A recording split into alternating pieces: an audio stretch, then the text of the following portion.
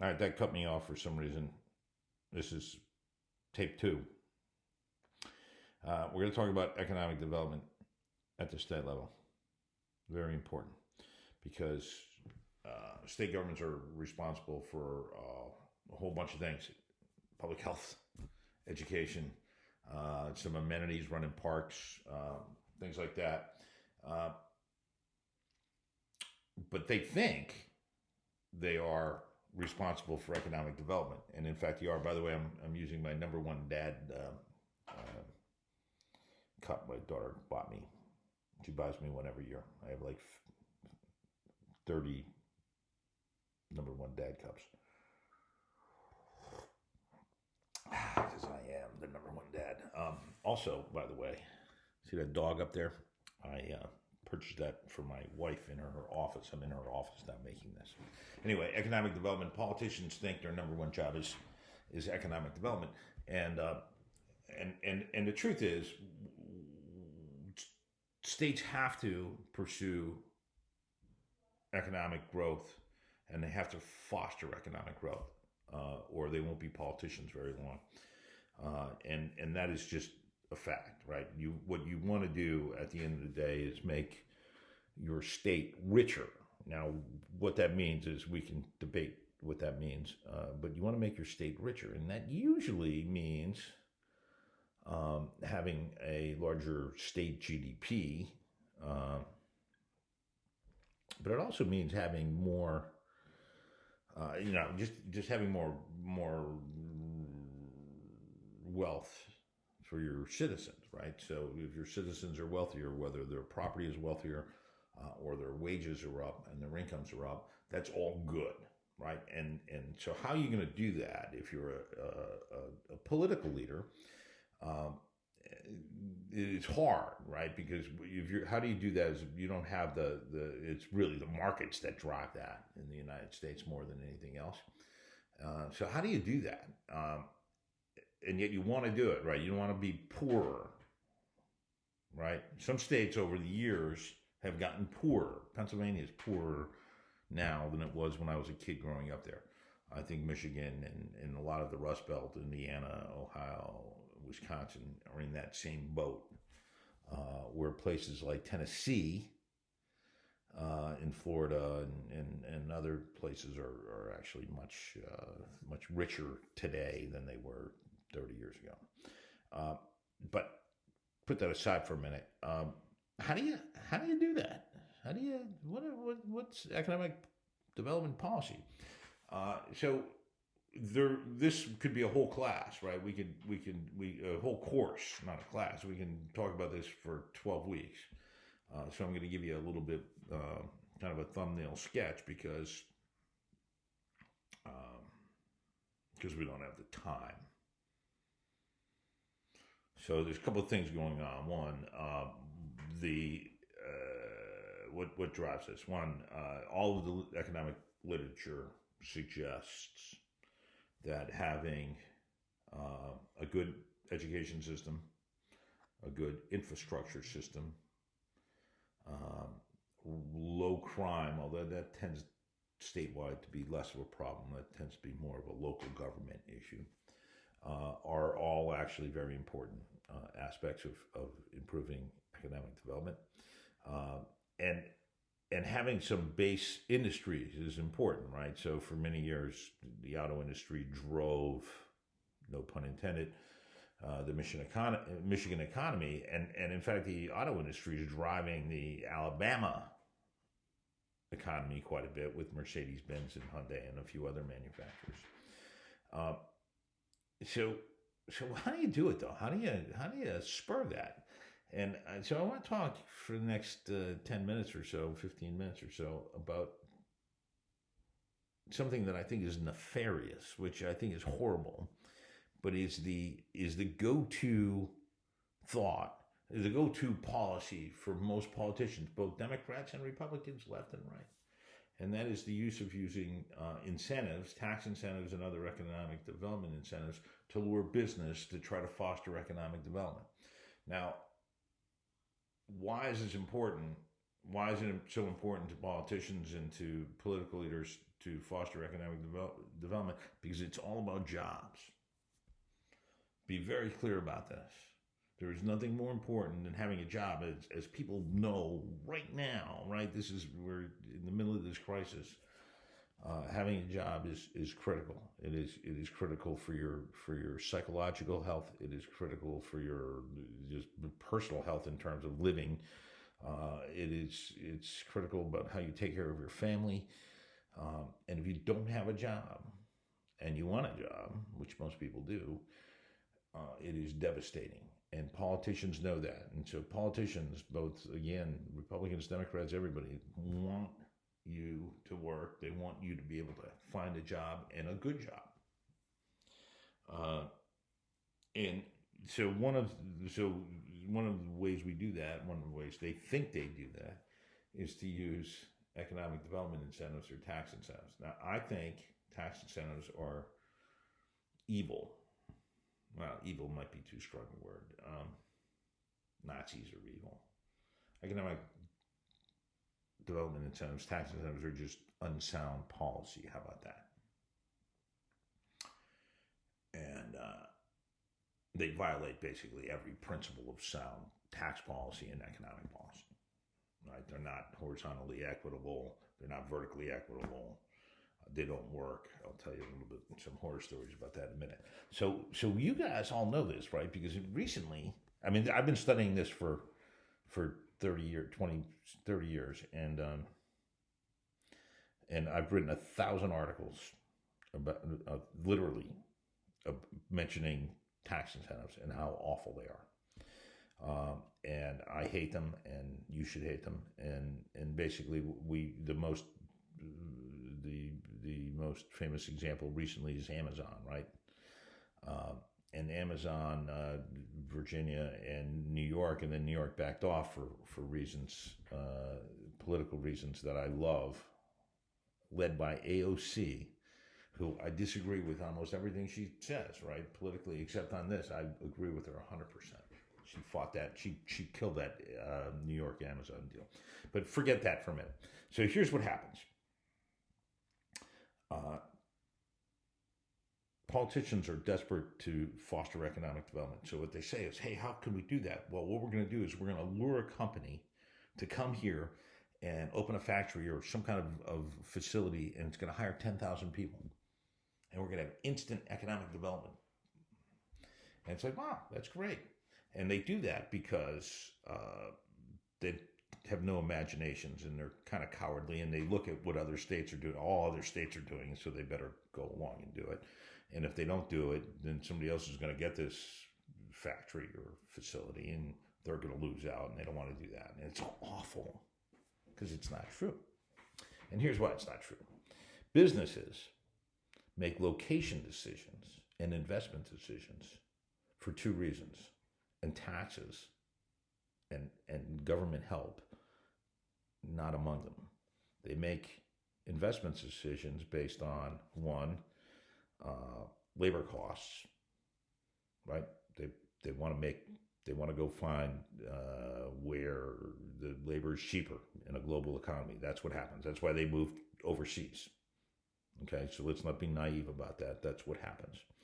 And so they move for that reason, which is why, by the way, the auto that we were mentioning, auto factories, when they open in the United States, open in right-to-work states. Now, you can think that's a good idea, bad idea, whatever, but it's just true, right? So the new auto factories opened in Tennessee and South Carolina and Alabama and Mississippi and Kentucky and other right-to-work states, not in the traditional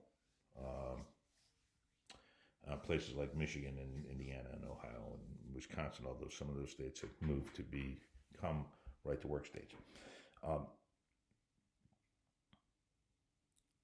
They move for labor costs, and they move for access to market. And access to market is actually even more important. What that means is that companies need to be able to get employees to their place. They need to get supplies, raw materials to their place, and they need to be able to get their product out to the marketplace. And that is probably the number one reason companies decide to do anything. Um, and it's not about the taxes. In fact, here's what you should know: when the coronavirus is over and you're sitting in a bar having some cocktails with your friends, you can tell them these stories, tax incentive horror stories. Now, here's what happens is that most companies, and I know this, most companies make a decision to locate long before they ask for tax incentives. And a classic example is Tesla. You know Tesla? Tesla makes electric cars. Very good, very expensive electric cars. $100,000. Because nothing says I love polar bears like a $100,000 electric sports car. So we have these very expensive electric cars. So what Tesla is going to open in 2014 a new factory to make the next generation batteries for its electric cars. And here's what they need. They need a sunny place because they're going to solar power this. And a subsidiary of Tesla, a related company, goes to Northern Nevada, which happens to be the sunniest place on the planet. Let's call them the XYZ Corporation. The XYZ Corporation goes to Northern Nevada, the sunniest place on the planet in the United States, and buys up hundreds of thousands of acres of land. That's on a Monday. Not really, but for illustration purposes. On Tuesday, Tesla says, hey, we're going to open a new factory. On Wednesday, Arizona, Utah, California, Texas, New Mexico say, hey, why don't you build it here? We're sunny. On Thursday, as we go down the road, Tesla realizes the one place that didn't make any invitation, because what Arizona said, hey, we'll give you $1 billion, and New Mexico said, we'll give you $1.5 billion, and Texas said, we'll give you $2 billion. And you know who didn't say anything? Nevada. So the Nevada guys, who one of them was a former student of mine here at George Washington University, the Nevada representatives went in, knocked on the door of the Nevada legislature and said, hey, you guys, can you take a break from playing checkers for a minute? And we're thinking about moving somewhere. We didn't hear from you. And all of a sudden Nevada said, hey, okay, we'll give you $2 billion. So Tesla then says, okay, we'll come to Nevada, where they already bought the land in the sunniest place on the planet. And then they need a law. So they pass a law unanimously to give Tesla billions of dollars in tax breaks to do something they were going to do anyway. It passes unanimously. Not one Democrat, not one Republican votes no. Because they want the jobs. Tesla says we're going to create 6,000 high-paying jobs and invest billions of dollars, all this other good stuff. So not one Democrat votes no. Not one Republican votes no.